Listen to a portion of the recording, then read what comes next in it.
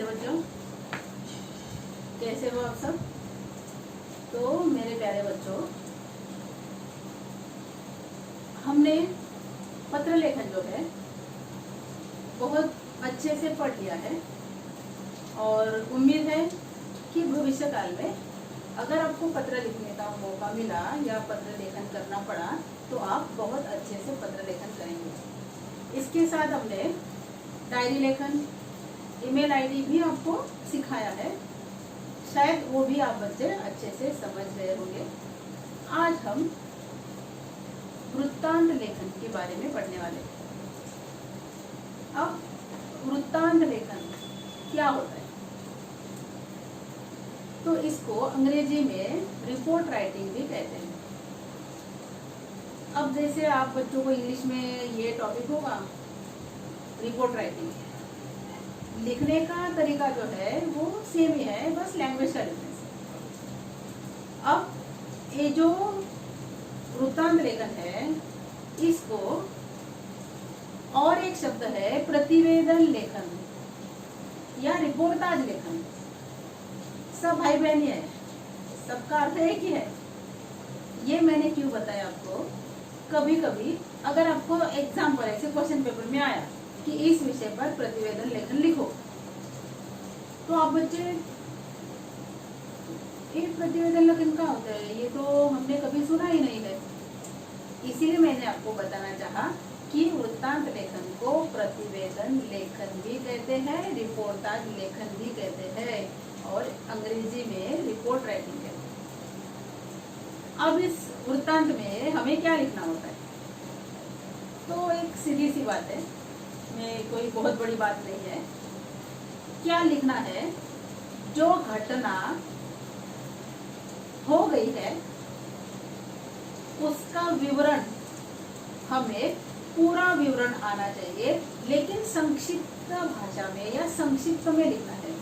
जितना सेलिब्रेट किया हमने उतना लंबा चौड़ा 2, 2.5, 3 पेज हम नहीं लिखेंगे, तो एक 3/4 पेज पे हमारा वृत्तांत लेखन आ जाना चाहिए, लेकिन पूरा एक्सप्लेनेशन उसमें शॉर्ट में आना चाहिए।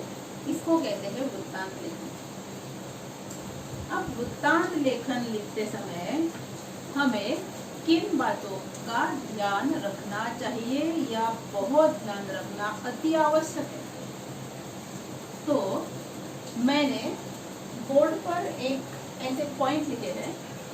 इस पॉइंट के आधार पर हम वृत्तांत लेखन लिख सकते हैं।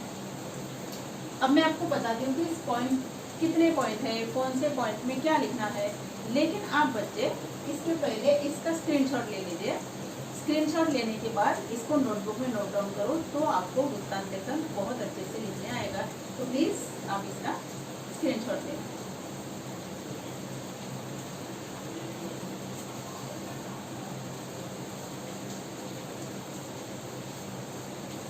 ओके, ले लिया होगा।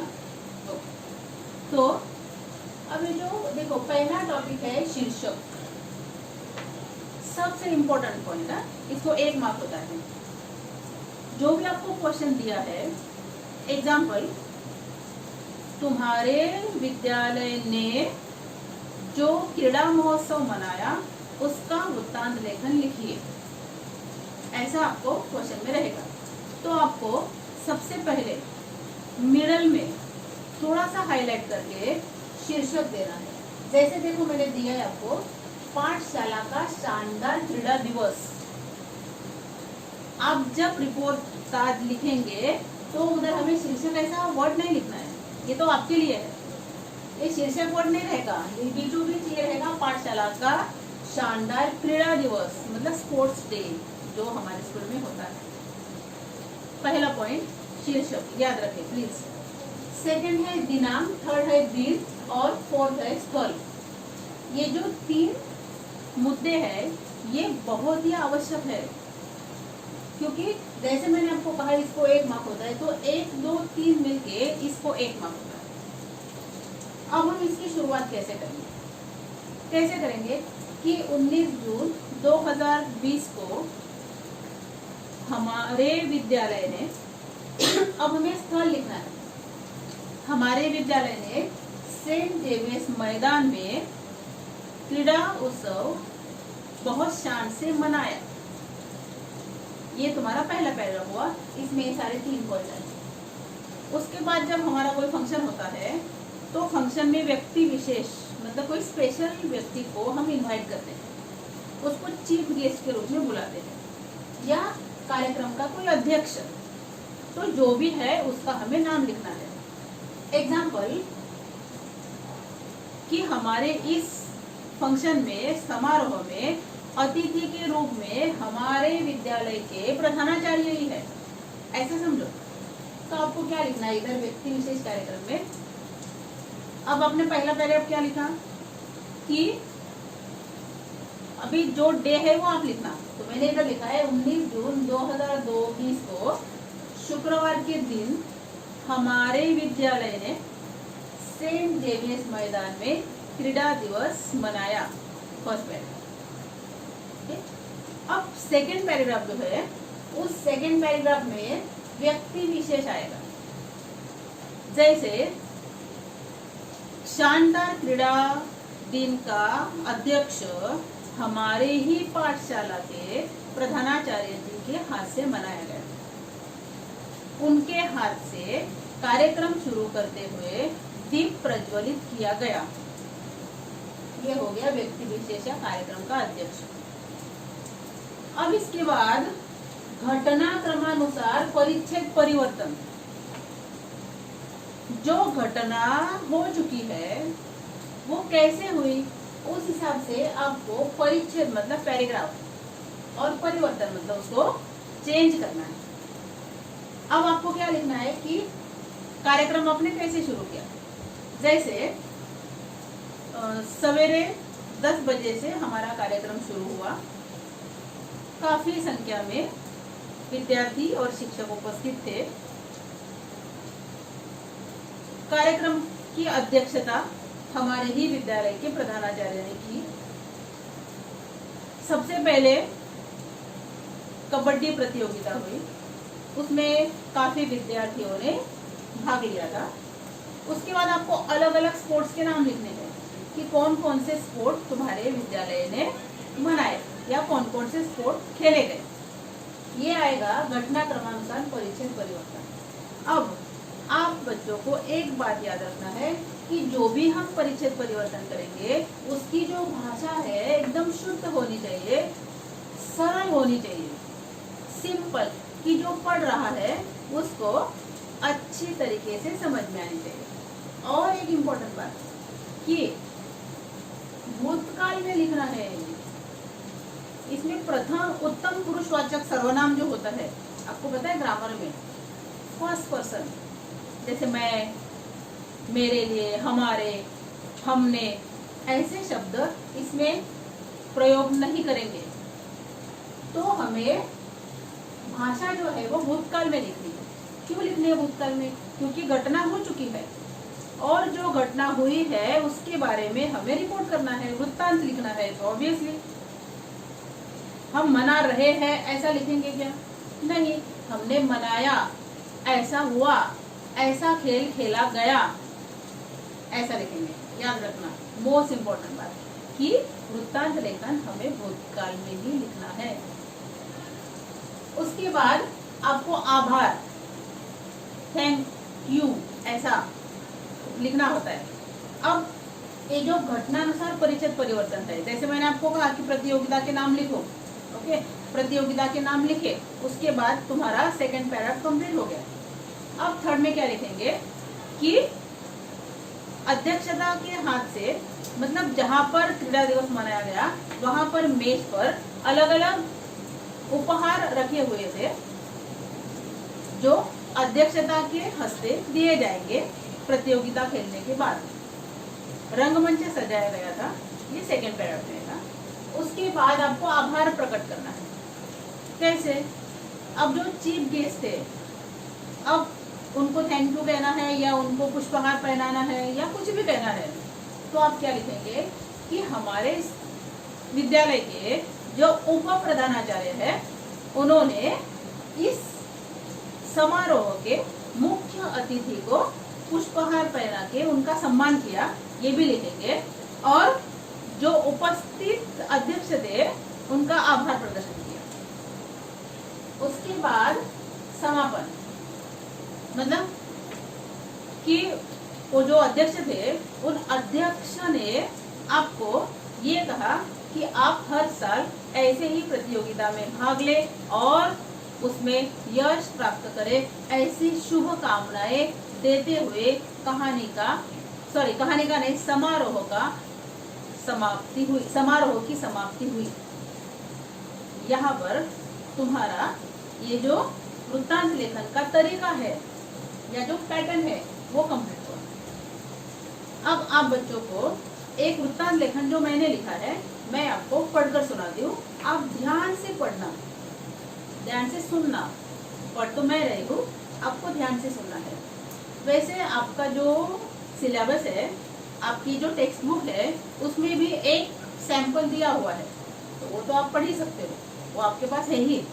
लेकिन जो नहीं है वो मैं आपको पढ़कर सुनाती हूँ, आप ध्यान से सुनो। अब देखो ये वृत्तांत क्या है। वृक्षारोपण समारोह का वृत्तांत लिखिए, इम्पोर्टेंट है। वैसे भी बारिश, रेनी सीजन शुरू हुआ है, तो हमारा फर्ज बनता है कि हम वृक्षारोपण करें, और हमने वृक्षारोपण किया है तो उसका वृत्तांत आपको लिखना है। बहुत अच्छी बात है। देखो पहले मैंने आपको क्या कहा है कि आपको शीर्षक लिखना है। अब यह शीर्षक क्या आएगा कि जो भी विद्यालय है उसका नाम लिखो, जो भी स्कूल का नाम है, कि उस विद्यालय में मनाया गया वृक्षारोपण समारोह। First line. सेकेंड लाइन कि दिनांक या जो भी है 19 जून 2020 को यहाँ गोकुलधाम विद्यालय में वृक्षारोपण समारोह बड़े उत्साह से मनाया गया। याद रखो, समारोह का अध्यक्ष पद नगर परिषद के प्रमुख ने सुशोभित किया। सुशोभित किया मतलब वो अतिथि के रूप में हमारे इस समारोह पर उपस्थित थे।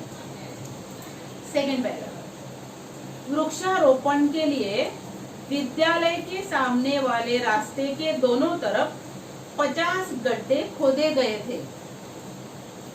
गड्ढे में क्या करना है? वृक्ष लगाना है। नर्सरी से कई तरह के पौधे मंगवाए गए थे।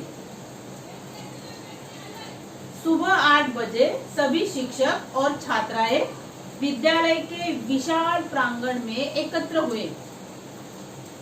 इस अवसर पर श्री दंडवते, जो वहां के प्रमुख थे, वृक्षों की महिमा पर बहुत ही प्रभावित भाषण दिया, बहुत ही सुंदर भाषण दिया। आचार्य ने उनसे कार्यक्रम का उद्घाटन करने का अनुरोध किया कि इसका जो उद्घाटन है, इसका जो श्री गणेशा है, आप करें। उसे स्वीकार करते हुए कि हाँ, मैं इसका अध्यक्ष पद स्वीकार करती हूँ, और उसका स्वीकार करते हुए उन्होंने आम का एक पौधा एक गड्ढे में रोपा। मतलब वृक्षारोपण की शुरुआत हो गई। इसके बाद सभी शिक्षिकाओं तथा छात्राओं ने भी गड्ढों में पौधे रोपे। खाद डालकर, खाद मतलब फर्टिलाइजर्स, पता होगा आपको, जैसे हमको खाद लगती है, जैसे कोई ड्राई फ्रूट्स लगते हैं, प्रोटीन, विटामिन, कैल्शियम, वैसे पौधों को भी खाद लगता है, फर्टिलाइजर लगता है, ताकि उनकी ग्रो अच्छे से हो।